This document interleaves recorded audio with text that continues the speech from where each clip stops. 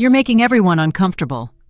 My sister Nicole's voice was cold, clinical, like she was diagnosing a disease. What? How? You're 30 years old and single, alone. It's awkward. Thanksgiving is for families, real families, not whatever you are. I stood in my apartment, phone pressed to my ear, heart pounding. So you're uninviting me from Thanksgiving? I'm suggesting you skip it this year. Brad and I are hosting.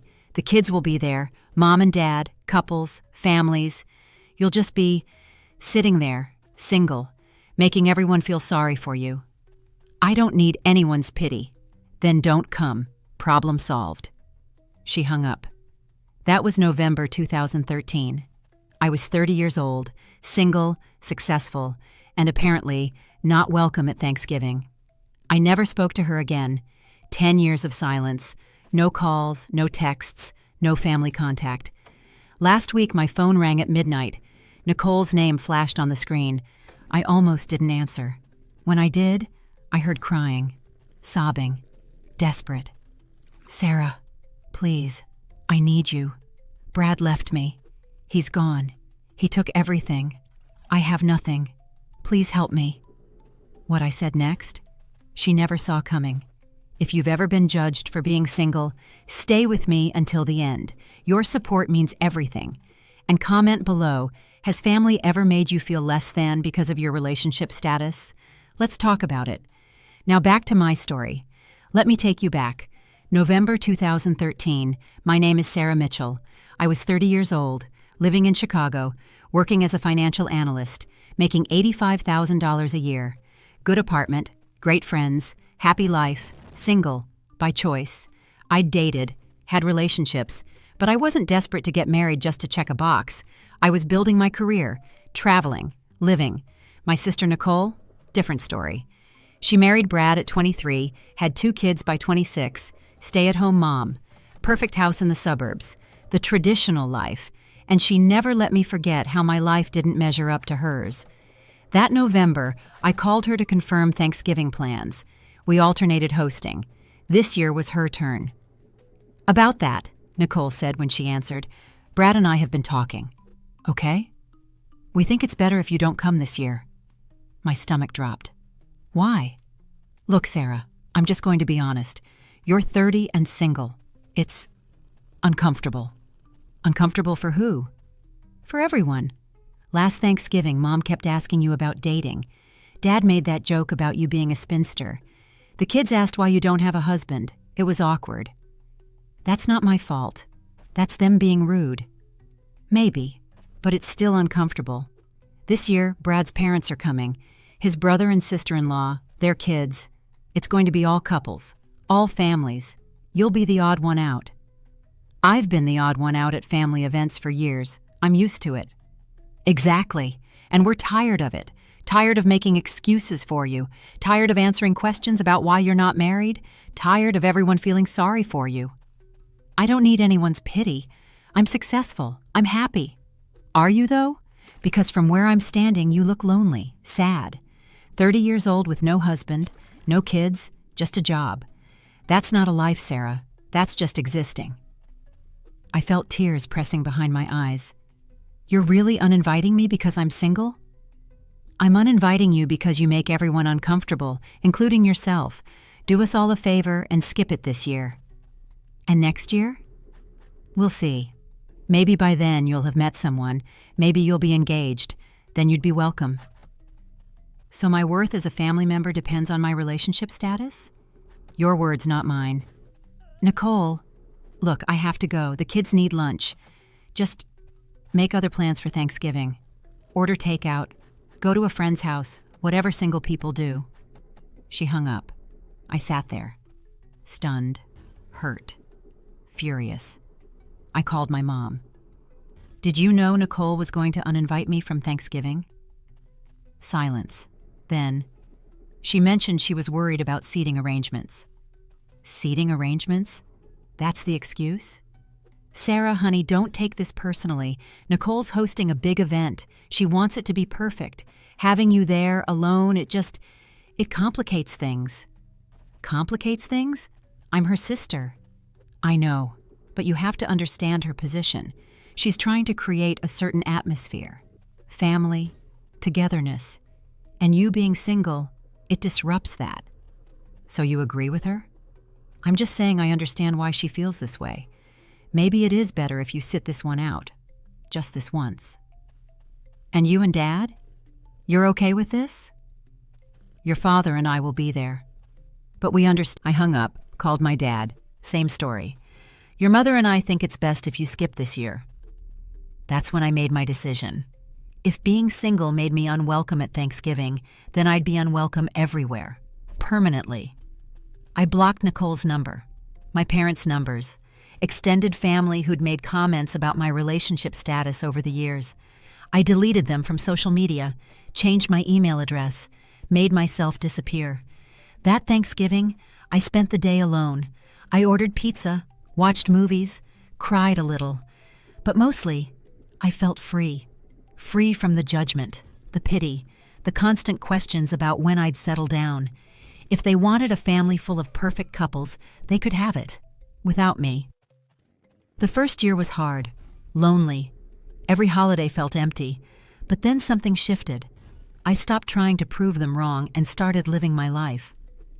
Year 1, I got promoted, senior financial analyst, $110,000. I bought a car, a nice one, treated myself. Year 2, I started traveling, Paris, London, Tokyo, all the places I'd dreamed about but never had time for. Year 3, I got headhunted by a bigger company. They offered me $150,000. Director of Finance. I took it. Year 4, I bought a condo, 2 bedrooms, downtown Chicago, gorgeous views, my own space. Year 5, I met someone, David, an architect, kind, funny. We dated for 2 years. It didn't work out. We wanted different things. That was okay. Year 6, I got promoted again, VP of Finance, $200,000 plus bonuses. I was thriving. Year 7, I dated someone else, Rachel, a doctor. It was great for a while. Then it wasn't. We parted ways amicably. Year 8, I started my own consulting firm, financial strategy for startups. It took off. I was making more than I ever had. Year 9, I bought a house, a real house, 3 bedrooms, backyard, home office, everything I wanted. Year 10, I turned 40. I threw myself a party. 50 friends came, people who loved me, who celebrated me, not because I was married or had kids, but because I was me. I'd built an incredible life without my family's approval, without their presence, without their judgment. Did I date? Yes. Did I have relationships? Yes. Did I get married? No. Did I have kids? No. And I was perfectly happy. I thought about them sometimes, wondered if Nicole felt guilty, if my parents missed me, if anyone noticed I'd been gone for a decade, but I never reached out. They'd made it clear. Single Sarah wasn't welcome, so Sarah stayed away. Then, 2 weeks ago, my phone rang at midnight. Unknown number. I almost didn't answer, but midnight calls usually mean emergencies. Hello? Sarah? The voice was broken, crying, desperate. Sarah, it's Nicole. My heart stopped. How did you get this number? LinkedIn. Your consulting firm. I called. They gave me your personal number. I said it was a family emergency. Is someone dying? No, yes, me. I'm dying. Sarah, please, I need help. I need you. I sat up in bed. What happened? Brad left me. She sobbed, loud, painful. He's gone. He left me for someone else. A younger woman. Someone from his office. He's been having an affair for 3 years. 3 years, Sarah. I felt nothing. Maybe I should have felt sympathy, but all I felt was cold detachment. I'm sorry to hear that. I have nothing. He took everything. The house is in his name, the cars, the accounts, everything. I'm living in Mom and Dad's basement, at 40 years old, with 2 teenagers who hate me. That's rough. Rough? Sarah, I'm destroyed. My life is over. My marriage is over. I have no job, no money, no future. I need help. I need your help. My help? Why would you need my help? Because you're my sister. Because I have no one else. Mom and Dad are retired. They can't help financially. My friends have all sided with Brad. I'm alone, completely alone. I almost laughed. Now you know how it feels. Silence, then quietly. What? To be alone. To have people judge you. To feel like you're not good enough because of your relationship status. Welcome to my world, Nicole. Sarah, that was 10 years ago. Yes, it was. 10 years ago, you uninvited me from Thanksgiving because I was single, because I made everyone uncomfortable, because I wasn't part of a perfect couple like you and Brad. I was wrong. I know that now. I'm sorry. But I need you. Please. You need money. Yes, I need money. I need a place to stay. I need someone to help me get back on my feet, and you're the only one who can. How did you know I could help? I looked you up. Your consulting firm, your LinkedIn, you're successful, really successful. You have money, a house, a life, everything I used to have. Everything you used to have while judging me for not having it. I was wrong. She was crying harder now. I was so wrong about everything. I thought my life was perfect. I thought I was better than you, but I was miserable. My marriage was a lie. Brad controlled everything. I had no identity outside of being his wife. I was trapped, and now I have nothing. What do you want from me? Money. Please. Just enough to get an apartment, to get the kids settled, to hire a lawyer. I'll pay you back, I swear, once I get on my feet. How much? $50,000. I laughed. Actually laughed. $50,000. I know it's a lot, but I'm desperate. I have nowhere else to turn. You're my sister. Please. I haven't been your sister for 10 years. You made that clear when you told me I wasn't welcome at Thanksgiving, when you said I made everyone uncomfortable, when you made my worth conditional on my relationship status. I was stupid. I was wrong, but please, I'm begging you. I took a breath. You know what the worst part was? It wasn't being uninvited. It was realizing that my own family valued my relationship status more than they valued me. I know. No, you don't. You spent 10 years married to someone you thought was perfect. You had the house, the kids, the life. And you looked down on me for not having those things. You pitied me. You excluded me. You made me feel like I wasn't enough. I was jealous, she whispered. That stopped me. What? I was jealous. Of you. Of your freedom. You were traveling, building a career, living your life, and I was trapped. In a marriage I didn't want, with kids I loved but wasn't ready for, playing a role I hated. I saw you living freely, and I resented you for it. So you punished me.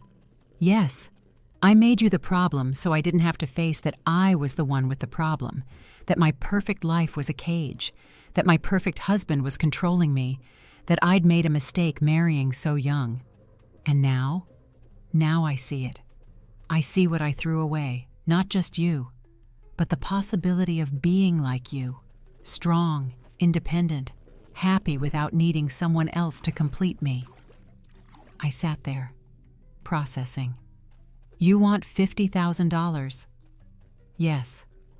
To get an apartment, hire a lawyer, start over. Yes. Here's what I'll do. I'll give you $10,000, one time, no strings. You don't have to pay me back. 10,000? Sarah, I need 50. 10,000 is what I'm offering. Take it or leave it. That's not enough. Then don't take it, but that's all you're getting from me. Why? Why won't you help me? I am helping you. 10,000 is more than you gave me when you uninvited me from Thanksgiving, which was nothing. I said I was sorry, and I heard you. But sorry doesn't erase 10 years. Sorry doesn't fix the fact that you made me feel worthless. Sorry doesn't make us sisters again. So this is revenge? You're punishing me? No, this is boundaries. I'm offering you help. But I'm not rescuing you. You made choices. You married Brad. You stayed with him for 17 years. You built a life that depended entirely on him. Those were your choices. The consequences are yours too. That's cruel. No. What's cruel is telling your sister she's not welcome at Thanksgiving because she's single. What's cruel is making someone feel less than because they don't fit your definition of success. What you're experiencing now, that's not cruelty, that's life. Nicole was crying. I don't know how to start over. I'm 40 years old. I have no job experience, no skills. I've been a stay-at-home mom for 17 years. Then get skills. Go back to school. Get a job. Build a life. The same way I did when you abandoned me. You had a career. I built a career. It didn't appear magically. I worked 70-hour weeks. I took risks. I failed sometimes. I got back up. That's what you do when you're on your own. But I'm not like you. I'm not strong. You're not strong because you never had to be. You married young. Let Brad make all the decisions. Let him control the money, the house, everything. You gave away your power. Now you have to take it back. How? The same way anyone does. One step at a time. Get a job. Any job. Waitressing. Retail. Whatever. Start earning your own money. Get your own apartment. Even if it's small. Build from there. That's humiliating. No, that's humbling. There's a difference. Silence. Then, Mom and Dad said you'd help. They said you were successful, that you'd give me money. I almost laughed. Mom and Dad know about this? They told me to call you. They said you owed it to the family, that you disappeared and now it was time to step up. I owed it to the family? I disappeared because the family made it clear I wasn't wanted. They said you were being dramatic, that you took the Thanksgiving thing too seriously.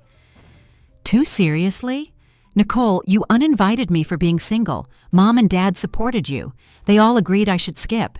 And when I actually stayed away, I was being dramatic? They miss you. They miss the idea of me.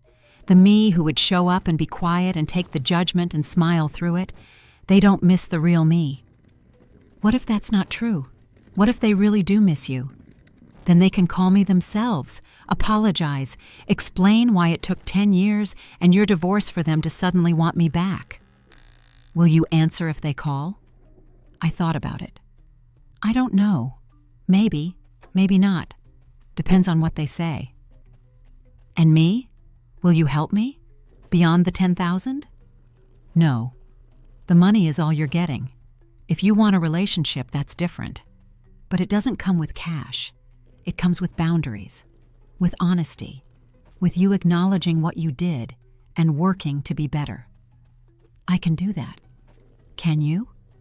Because 10 years ago, you couldn't. You chose judgment over love. You chose your perfect image over your own sister. What's different now? Everything. I lost everything. And I realized the only thing that mattered was the one thing I threw away. You. That conversation happened 2 weeks ago. I sent Nicole the $10,000, told her it was a one-time gift. She called yesterday. I got an apartment, small, 1 bedroom. The kids will have to share the living room, but it's mine. I got a job too, at Target, cashier. It's not much, but it's a start. That's good. Thank you. For the money, for the push, for not just rescuing me. You're welcome. Can we talk? Not about money, not about the past, just talk? I thought about it. Maybe. Let's start slow. A call once a month. See how it goes. I'll take it. My parents haven't called, haven't apologized. They're still living in their version of reality where I'm the dramatic one who abandoned them. Maybe someday they'll understand. Maybe they won't. Either way, I'm okay. I built a life I'm proud of, with or without them. Nicole's starting to build her life too. It's hard, messy, nothing like the perfect life she used to have. But maybe that's the point. Perfection was a lie. Reality is messy, and that's okay. I'm Sarah Mitchell. I'm 40 years old, single, successful, happy. 10 years ago, my sister uninvited me from Thanksgiving for being single at 30. She said I made everyone uncomfortable, that I wasn't enough, that I didn't belong. Today, she's living in a one-bedroom apartment, working at Target, starting over at 40. And I'm here, in my house, with my business, with my life. Not because I need to prove anything, but because I built something real, something that doesn't depend on someone else's approval. If your family makes you feel less than because you're single, remember this. Your worth isn't tied to your relationship status. Your value isn't determined by someone else's presence in your life. You are enough, exactly as you are, with or without a partner, with or without their approval. And if they can't see that, that's their loss, not yours. Thank you so much for watching. If this story resonated with you, please subscribe and hit the notification bell. Your support means the world. And share in the comments. Have you ever been judged for being single? How did you handle it? I love reading your stories. See you next time.